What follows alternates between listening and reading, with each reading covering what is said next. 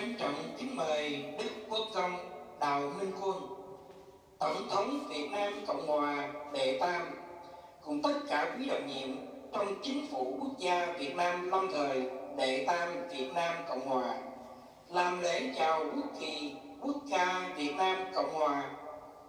Bắt đầu. Đại chúa ơi, chào tay, chào.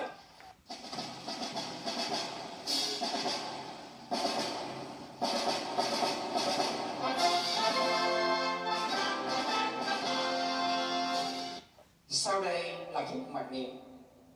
Kính mời Đức Quốc công Đào Minh Quân, Tổng thống Việt Nam Cộng hòa đệ tam và quý vị dành một phút để tưởng kính hồn thiêng sông núi, chư anh linh, tiền nhân, liệt tổ, các anh hùng dựng nước và giữ nước, đặc biệt anh linh các chiến sĩ quân lực Việt Nam Cộng hòa và đồng minh.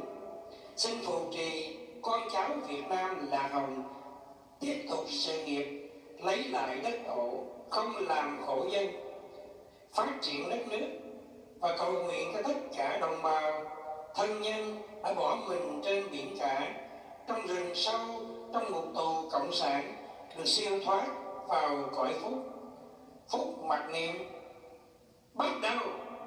Hỡi các đại nghĩa sĩ tân dân chủ, hỡi các anh chị em máu thịt Việt Nam, chúng ta do dân tộc mà hình thành, vì dân chúng mà đấu tranh. Đứng dậy này, tươi cho đến mãi mãi muôn muôn về sau, là màu mỡ cho đất đai, là kết tụ của tiếng Việt, là tự hào, là di sản cho con cháu. Tinh và hồn luôn luôn cùng sông núi. Sống thì phải cho lắm liệt, mà thác cũng phải đáng tự hào, bất khuất và hùng anh.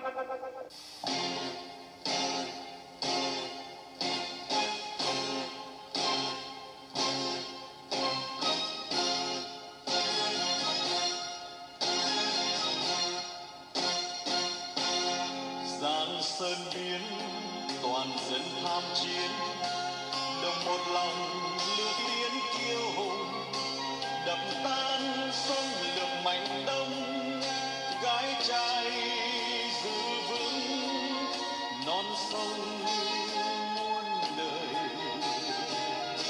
Xương thịt nắm mỉm cười chín suối, hồn hăng say tiếp nối hy sinh. Sông oanh liệt chết oai linh, lưu hương bất khuất vang danh xa gần.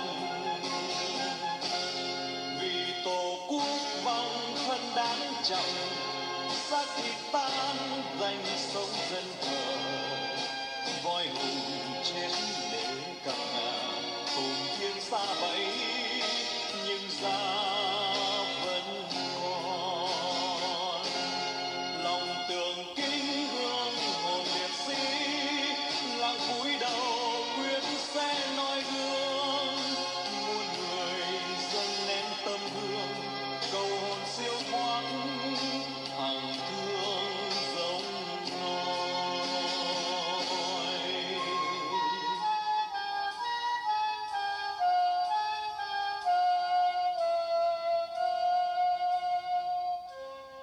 Phút mặc niệm chấm dứt.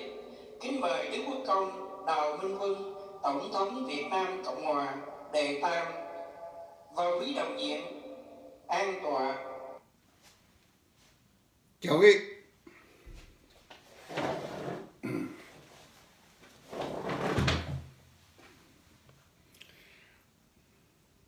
vị, hôm nay khỏe không quý vị? Mời quý vị cùng chúng ta nghe bài nhạc trước khi chúng ta đi vào vấn đề.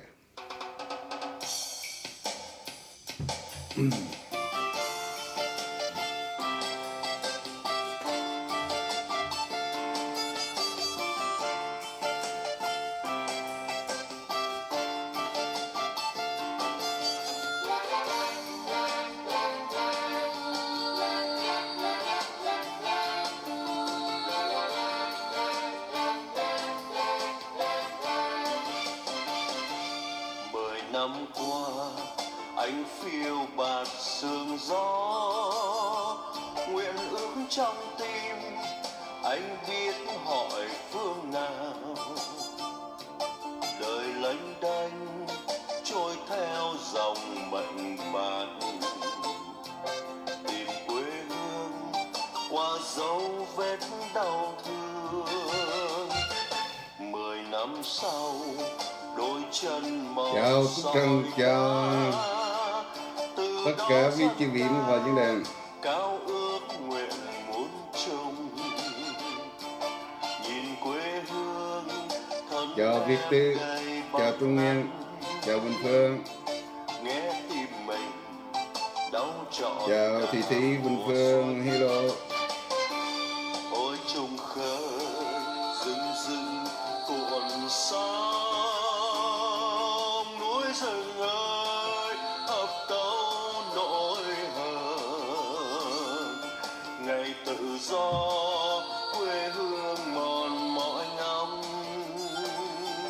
trong lòng người đi nối nhịp trùng dương. Cùng chung nhau đôi vai đồng hợp nhất, dập bóng dương cao cao vút một ngọn cờ. Ngày anh em ta chung cùng nhịp thở, ngày quê hương dân Việt hết đau thương.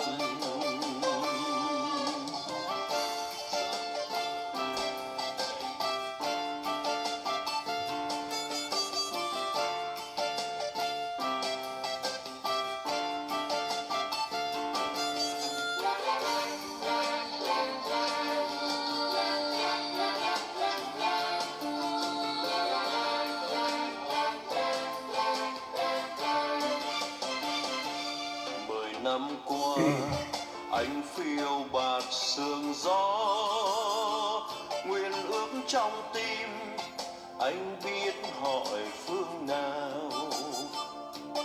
Đời lênh đênh trôi theo dòng mệnh bạc, tìm quê hương qua dấu vết đau thương. 10 năm sau đôi chân mòn sỏi đá, từ đó dâng cao cao ước nguyện muốn chung. Nhìn quê hương thân em gầy bóng nắng, nghe tim mình đau trọn cả mùa xuân. Ôi trùng khơi rừng rừng cuộn sóng, núi rừng ơi hợp tấu nỗi hờn. Ngày tự do quê hương mòn mỏi ngóng, trong lòng người đi nối nhịp trùng dương. Cùng chung nhau đôi vai đồng hợp nhất, dập bóng dương cao cao vút một ngọn cờ. Ngày anh em ta chung cùng nhịp thở, ngày quê hương dân Việt hết đau thương. Ngày anh em ta chung cùng nhịp thở, ngày trong mơ, ngày sống núi đợi chờ.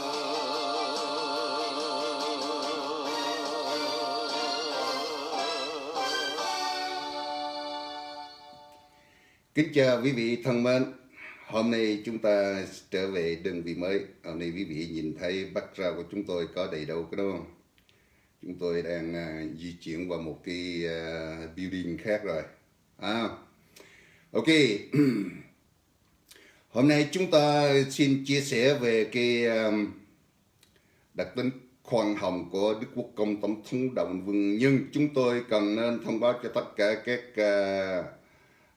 quý vị là chúng tôi xin phép là phải chia sẻ bằng một cái ngôn ngữ tiếng Anh trước, và sau đó chúng tôi chia sẻ bằng ngôn ngữ tiếng Việt. Xin quý vị thông cảm. Vậy xin mời tất cả chúng ta cùng bắt đầu. Provisional National Government of Vietnam, the Third Republic of Vietnam, Strategic National Command Post, Region, Ancestral Land and Population Suffering.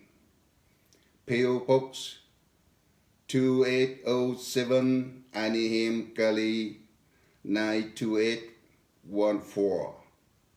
The Generous Policy, April 21st, 2021. Dear patriots and colleagues, based on judgment of the International Environmental Court of the United States for case number ENC 201215 on April 14, 2021, was for the Provisional National Government of Vietnam, the Third Republic of Vietnam, with the amount of 38 trillion US dollars against Communist China and the Vietnamese Communist Party.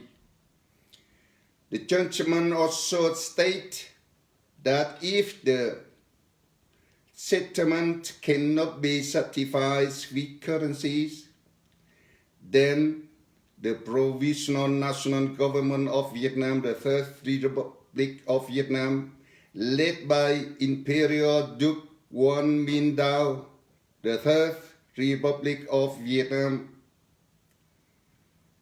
has the right to seize all the property and investments around the world that belong to both Communist parties, China and Vietnam. According to Imperial Duke, the collection will be distributed to all the Vietnamese people. The Imperial Duke has also issues the humanitarian policies of Vietnamese communists, drops communists remain Vietnamese, Vietnamese do not kill Vietnamese. To unite with the whole people against the invasion of Communist China, regain the sovereignty of the country, heal the pains, and together in honestness to build a free, prosperous, and powerful Vietnam. Dear brothers and sisters, soldiers, policemen who are serving the communist regime, please pay close attention below. The President Nguyen Minh Dao once taught, in the past, we were soldiers like you, brothers and sisters. If we encounter each other on the battlefield, the guns on both sides would certainly have no eyes, but only execute the orders. And unhesitatingly to advance to the target. However, we have no hostile feelings. Therefore, he is very sympathetic to your inside dreams, except for the wicked leaders who took villages and particular advantage. What will left be for millions of party members, police activities, soldiers, if they discharged from military service?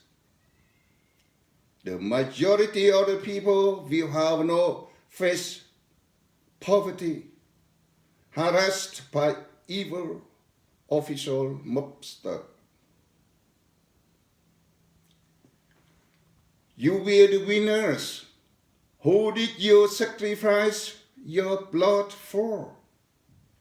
In the past, did you take a purchase sacrifice by taking guns with the ambition to fight for national independence and freedom for the people?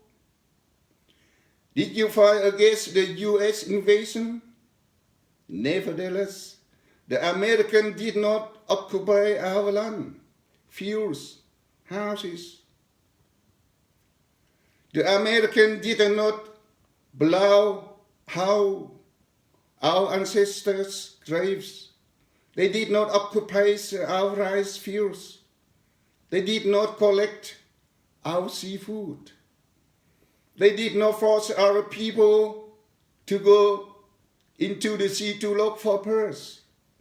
They did not force our people to go to the forest to look for firewood. They did not collect gold, silver, diamonds, and gems. They did not collect high taxes like the Chinese enemies in the past and the current Vietnamese communist oligarchs. So what did you fight for?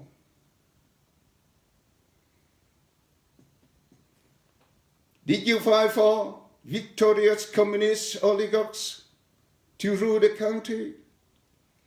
They did bow in front of the communist Chinese inventors to earn them how luxury like living and to make you suppress of your head so they can control nearly 100 million Vietnamese people, including you and your family, friends, and relatives.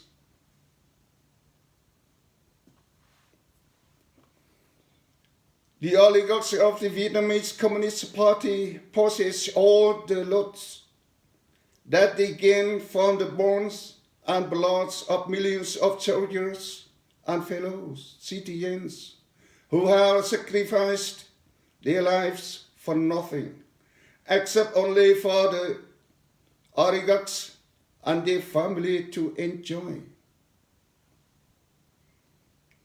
They share treasures, gold, jewelry, foreign currencies in the Republic Vietnam Bank, wealth, vehicles from Cambodia, and then bury alive the soldiers who escort the property to silence them. The oligarchs of the Vietnamese Communist Party even change money, trade children, trade labor, use drugs, make fake drugs and gold, and take over villas and buildings for their own. So, what are your patriot traditions? Is it only endurance, suffering, and loss that the entire people are suffering? In this, the soldiers, the warriors, and their families are left in bitterness and in the most disadvantaged situation. After 46 years of ruling, the Vietnamese communists will uncover the mask that they are just a gang of corrupting, factionalizing, stealing, robbing, sharing, and enjoying on the sweat and blood of the people. They even brutally murdered their comrades who sacrificed their bone and blood to fight for their enjoyment today. As in the case of Le Dinh King's family massacre is an obvious example. the so-called state of the Socialist Republic of Vietnam at the present, which led by the idiot and bogus Nguyen Xuân Phuc, who is just legal, not been voted by the people. He is clearly shown the nature of passive, ignorant, cowardice, powerless, lewd, immorality, talking and doing are not the same. Utterly lacking leadership, and no talent to run the country. The oligarchs of the Vietnamese Communist Party also drag their gang to extract national property, arrest, imprison, and beat and murder patriots, innocent pupils, students, and civilians. Even the family of martyrs who died for their homeland also targeted. Apart from all that, these rulers have bribed, bought, and sold official position, corruption, sectarianism, and abuse of power. In society, the evils of entertainment like drug, gambling, prostitution are spread everywhere. Our country have been corrupted and lost its morality. What is left is a fake appearance. Vietnamese women, even adolescent girls have been tormented and condemned by foreigners. Many young men and women forced into slavery around the world. Furthermore, while working abroad, the Vietnamese communist descendants did not keep their statutes and manners well, but commit to steal, teach other, misleading tricks, making the whole world look down on the Vietnamese people. Most of the children in the country are still starving. For them, their education. The older people have no social support.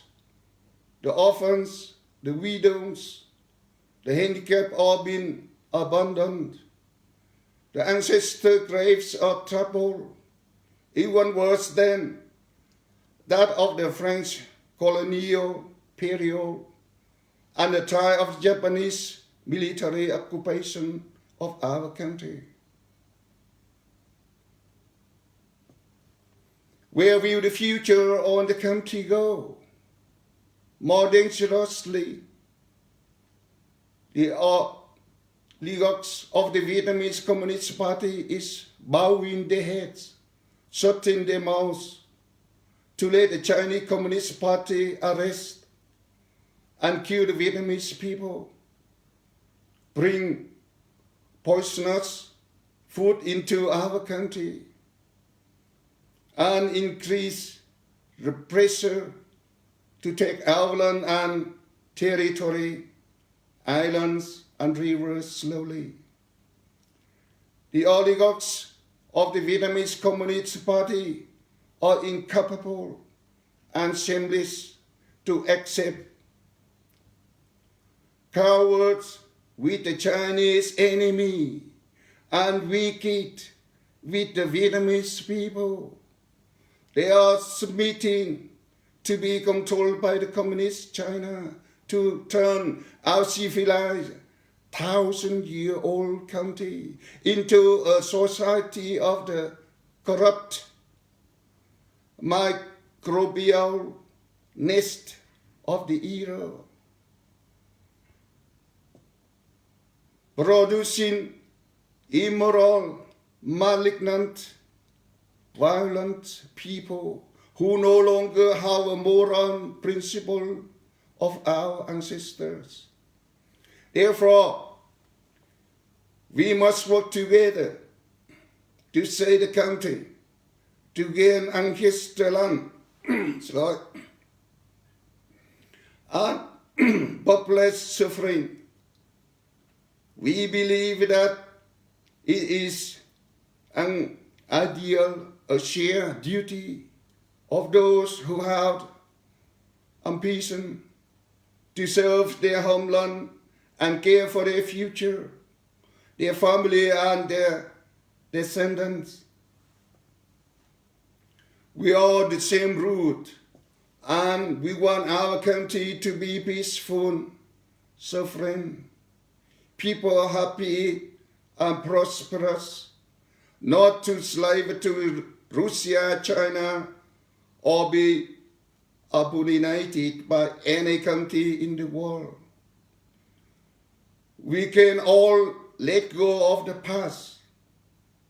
Together, we ought people to hold hands, to unite, to dissolve the evil power of the communist government, to rebuild our homeland, and to make the name of the Vietnam to be great again across the 4 seasons and 5 continents.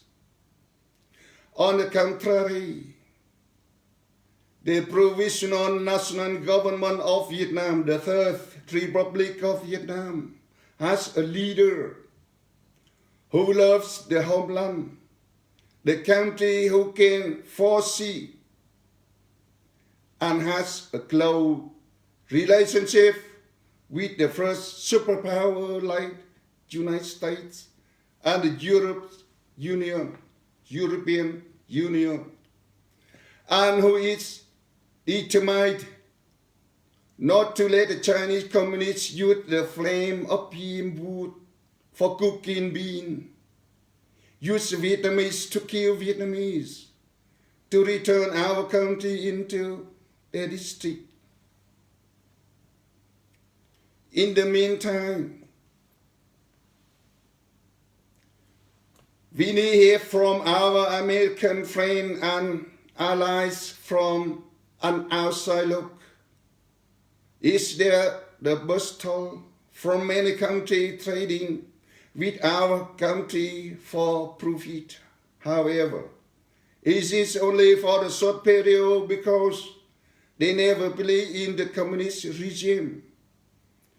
For the United States and other liberal capitalist countries to be more devoted and coordinated, we must change the communist regime with Provisional National Government of Vietnam, the Third Republic of Vietnam, to have solid strategic allies, to build a nation and prevent communist China from happening aggression. Dear brother and sister, the Vietnamese communist is going to the end. The power must return to the people. The people are majority, the owners of the country. The evil oligarchs in the Communist Party are the minority, whom the law must punish. Entire people will rejoice when we are in the same house, no longer hostile to each other, and work together in spirit of loving, united in the innovation to rebuild a mighty Vietnam under the wise, benevolent, and tolerant leadership of Imperial Đ륵 Quân Minh Đào, President of the Republic of Vietnam. With the overwhelming ethnic emotion, with the rise of national righteousness, with the power of the entire people who want to unite to defend the motherland, our country will go robust, fast, steady in the world. Swear to protect the ancestral land, protect the people, prevent the enemy from the invading our country. We wish college always to be full of blessing, enlightened with wisdom, abundant in health, steadfast in spirit to bring love, justice, and peace to the homeland Vietnam. My God, Buddha, and Spirit of the mountain rivers always bless, persevere, and bestow many blessings for us. Please always study and memorize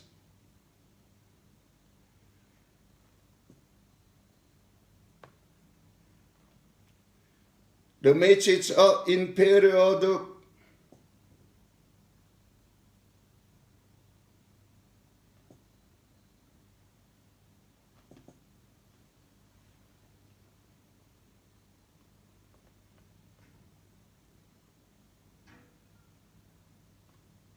Hỡi các đại nghĩa sĩ tân dân chủ, hỡi các anh chị em mốt thịt Việt Nam, chúng ta do dân tộc mà hình thành, vì dân chúng mà đấu tranh. Đứng dậy này, tuy nhìn cho đến mãi mãi muôn muôn về sau, là màu mỡ cho đất đai, là kết tụ của tiếng Việt, là tự hào, là di sản cho con cháu. Tinh và hồn luôn luôn cùng sông núi. Sống thì phải cho lắm liệt, mà thác cũng phải đáng tự hào, bất khuất và hùng anh. To the great honors of the new democracy, to Vietnamese sibling brothers and sisters, we formed by the any for the people to fight, this standing up with the transmit until forever, forever and ever. For the fertile of the land,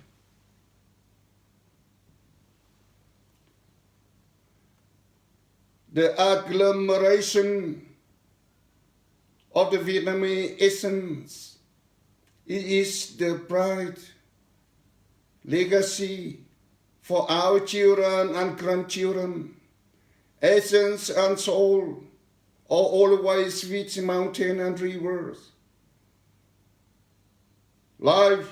Living must be imposing, die must be proud, indomitable and heroic. Respectful announcement, Staff Office, Professional National Government of Vietnam. Thank you for your patient attention. Thank you so much. Best God, thank you.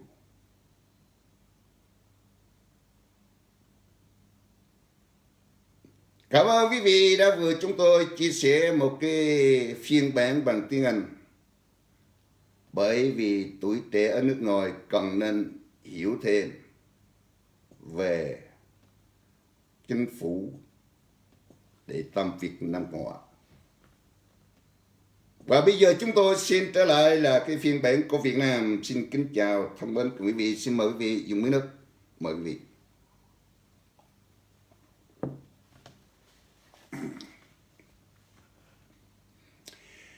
Để tạm Việt Nam Cộng Hòa, Chính phủ Quốc gia Việt Nam lâm thời, Văn phòng Thường trực lấy lại đất tổ không làm khổ dân. PO Book 2807 Anaheim, Cali 92814.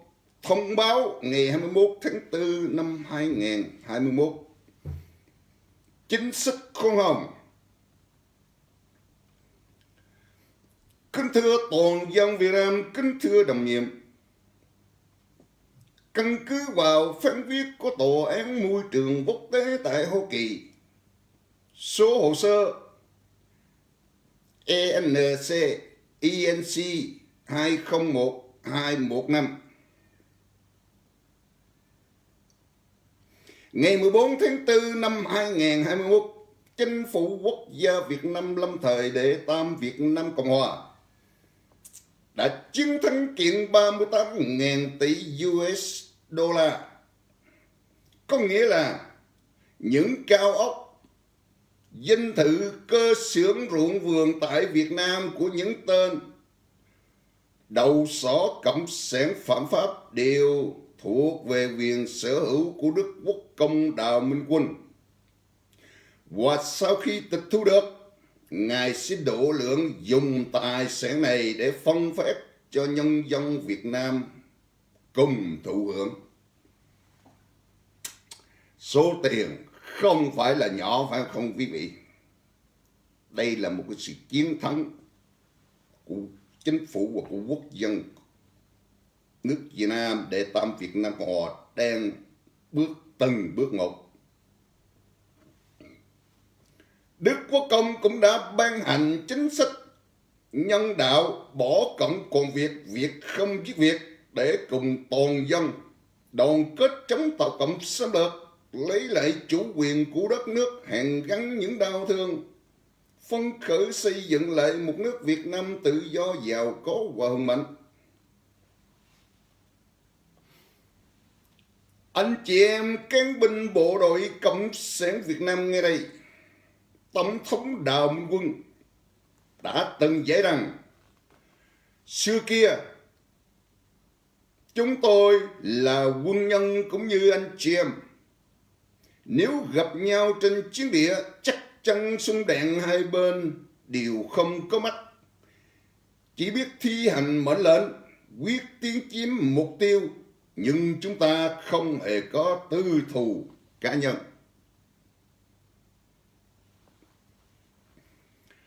Do đó,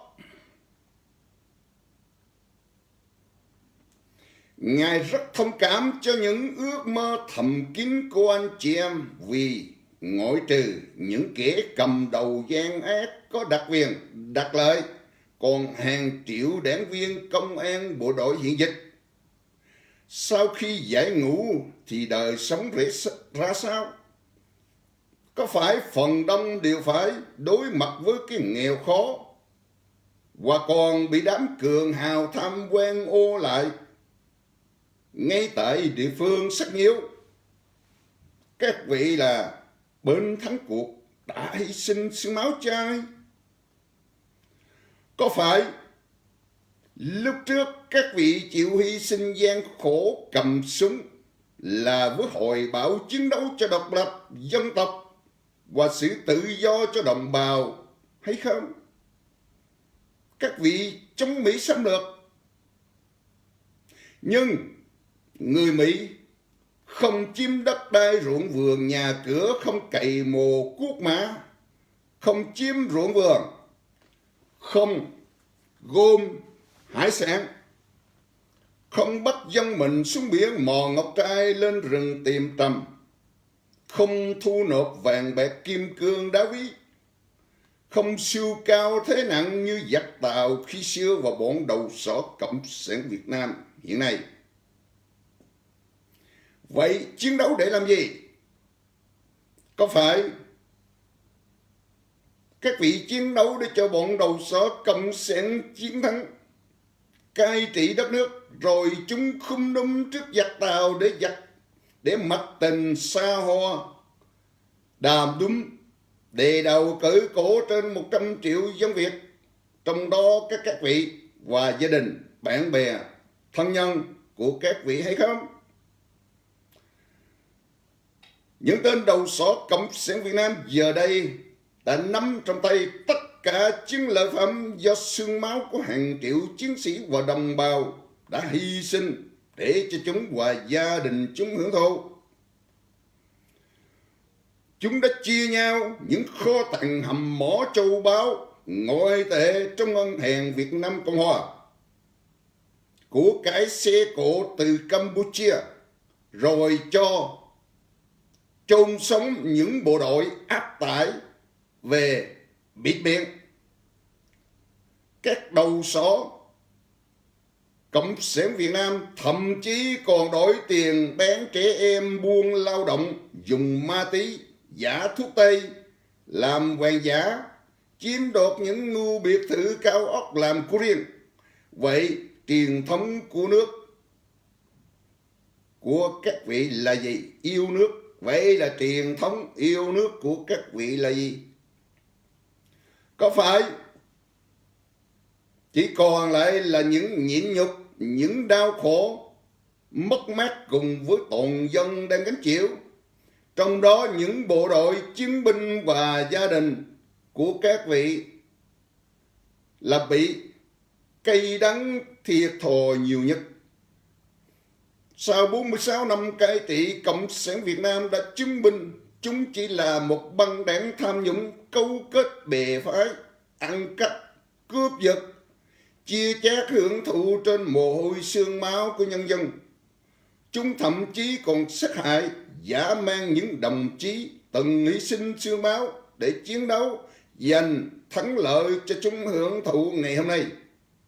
Mà vụ thảm sát của gia đình cụ Lê Đình Kình là một thí điểm điển hình. Cái gọi là nhà nước Cộng hòa xã hội chủ nghĩa Việt Nam hiện nay do tơ ngờ nghịch, ngáo đá Nguyễn Xuân Phúc cầm đầu chỉ là một nhóm phi pháp không do dân bầu, đã hiện rõ tính chất thụ động ngu dốt, hèn kém, bất lực, dâm ô, vô đạo đức, nói một đàn làm một nẻo, hoàn toàn thiếu khả năng lãnh đạo và không có tài ba để điều hành đất nước. Các đầu sỏ Cộng sản Việt Nam còn kéo bè đảng, bòn rút tài sản quốc gia, thậm chí là bắt bớ giam cầm, đánh đập, sát hại những nhà ái quốc, học sinh, sinh viên và thường dân vô tội. Ngay cả liệt sĩ từng hy sinh vì tổ quốc, chúng cũng không tha. Không những vậy, bọn cầm quyền thì hối lộ, mua quan, bán chức, tham nhũng, thối nát, bè phái, lập quyền. Còn ngoài xã hội thì tệ nạn ăn chơi hút sách, bài bạc, đĩ điếm lan tràn khắp nơi. Đất nước chúng ta đã bị băng hoại, mất đi luân thường đạo lý. Chỉ còn là những cái phù phiếm sung túc giả tạo bề ngoài. Chưa bao giờ người phụ nữ Việt Nam, thậm chí các em, các cháu vị thành niên phải bị bán thân cho ngoại nhân, khi rẻ giày vò, khinh rẻ giày vò. Bao thanh niên thiếu nữ phải làm lao nô khắp thế giới, thân tàn ma dại. Không những vậy, bọn cán bộ Cộng sản Việt Nam và con cháu chúng nó thì công tác nước ngoài đã không giữ tư cách tác phong rủ nhau trộm cướp, dạy nhau những cái thủ đoạn lưu manh, khiến cả thế giới khinh rẻ người Việt Nam. Đa số các em, các cháu trong nước vẫn thiếu ăn, thiếu học. Người già không có nơi nương tựa, cô nhi quả phụ, thương phế binh bị bỏ rơi. Mồ mả cha ông bị cày xéo, còn tệ hơn cả thời thực dân Pháp và quân phiện Nhật chiếm đóng nước ta. Tương lai đất nước đi về đâu? Nguy hiểm hơn, bọn đầu sỏ Cộng sản Việt Nam còn cúi đầu ngậm miệng mất tình cho Tàu Cộng bắt giết dân Việt, tuôn đồ ăn độc hại vào nước ta, còn gia tăng áp lực để thông tin, từng phần đất đai cương thổ biển đảo sông ngòi của Việt Nam. Rõ ràng bọn đầu sỏ Cộng sản Việt Nam đã bất tài còn vô liêm sỉ, chấp nhận hèn với giặc Tàu, ác với dân Việt, chịu sự chi phối hoàn toàn của Tàu Cộng để biến nước ngàn năm văn hiến của chúng ta trở thành một xã hội trị lẹt, là ổ vi trùng thời đại, nơi phát sinh những con người phi đạo nghĩa, bạo động ác tính, không còn lương ly của Chào. Do đó chúng ta phải cùng nhau kết hợp với mục đích giúp dân cứu nước, lấy lại đất tổ, không làm khổ dân. Chúng tôi tin rằng đó cũng là lý tưởng, là bổn phận chung của người Việt, của những người có hoài bão muốn phục vụ quê hương và biết lo lắng cho tương lai của mình, của gia đình, của con cháu về sau.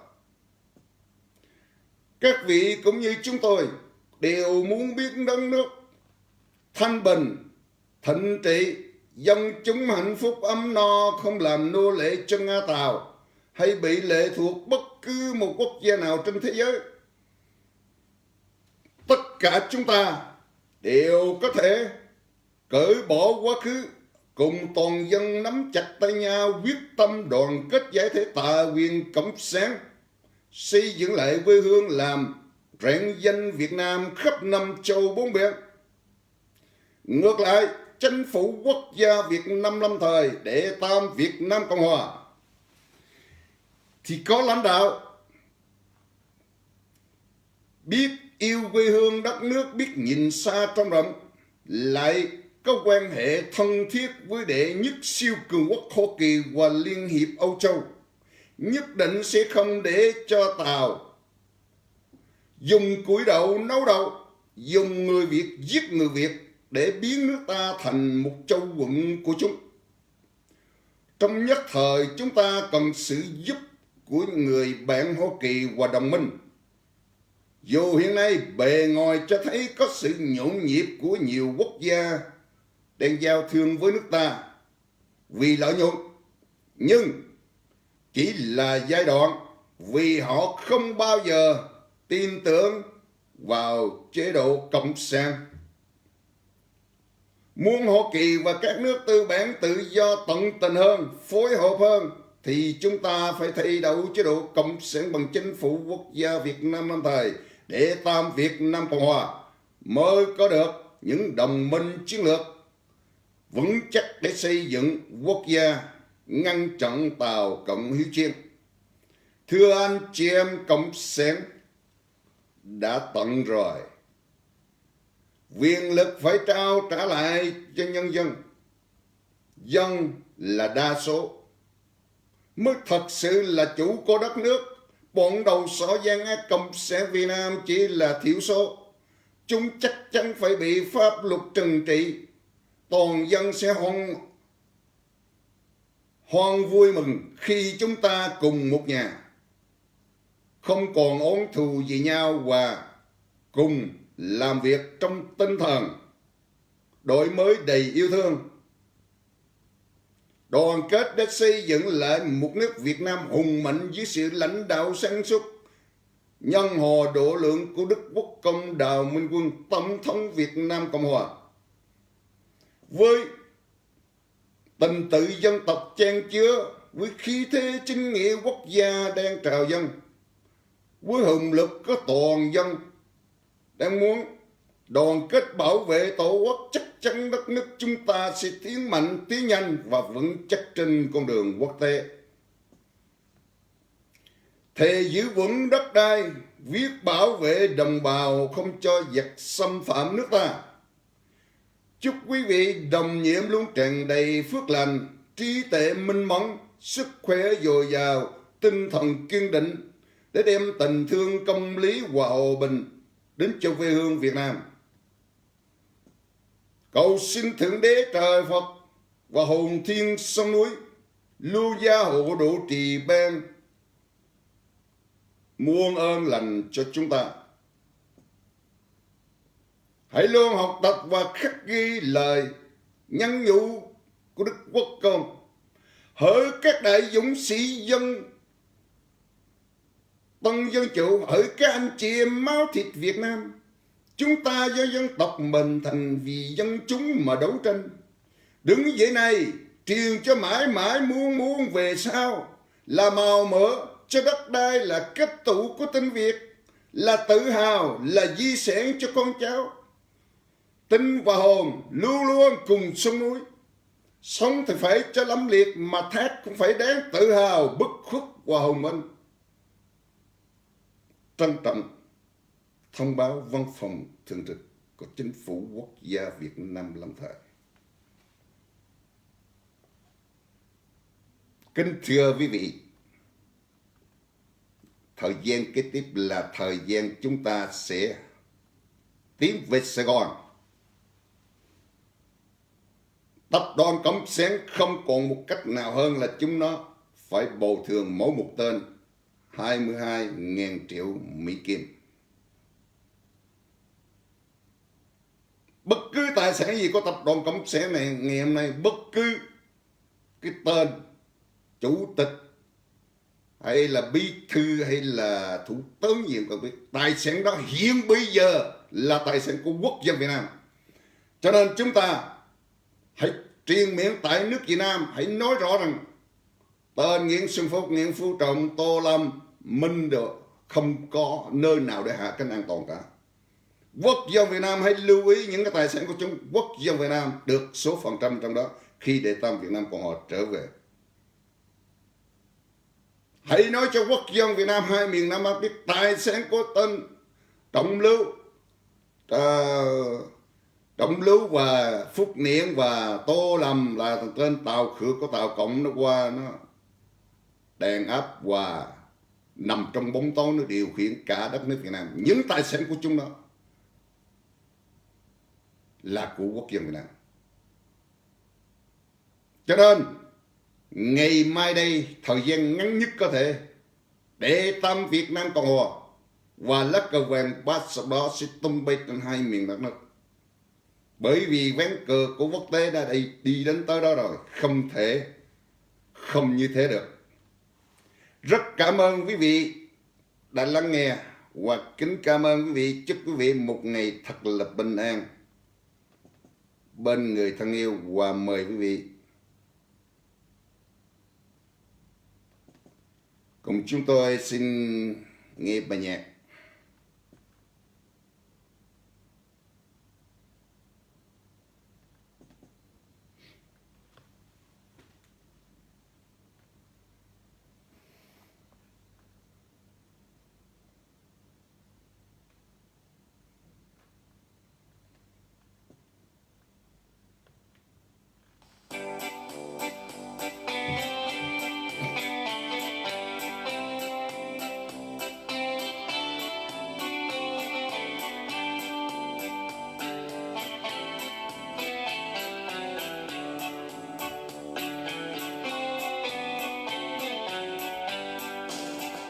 Đào Minh Quân anh hùng cứu nguy dân Việt, quên thân mình ngày ngày chung lo việc nước.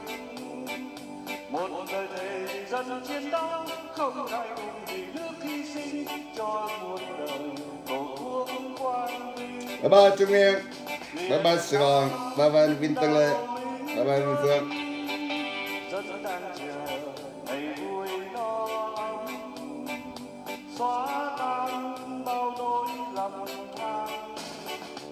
Việt Nam đào Minh Quân, xây cờ đồ hồn thiên sông. Anh dương lên Bye bye Việt Tư.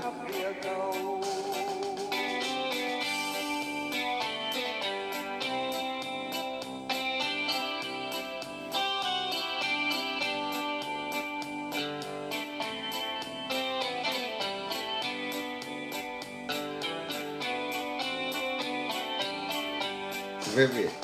Đào Minh Quân anh hùng cứu nguy dân Việt, quên thân mình ngày ngày chung lo việc nước. Bye bye Trường Mê Ca. Dân chiến đấu không ngại tù vì nước hy sinh cho muôn đời tổ quốc quang minh. Việt Nam đào minh quân rất đang chờ ngày vui nó ấm, xóa tan bao nỗi lầm than. Việt Nam đào minh quân xây cơ đồ ổn thuyền sông núi. Ok, kính chào quý vị, chúc quý vị một ngày bình an bên người thân yêu. Bye bye. Soi sáng khắp miền đầu, anh dương lên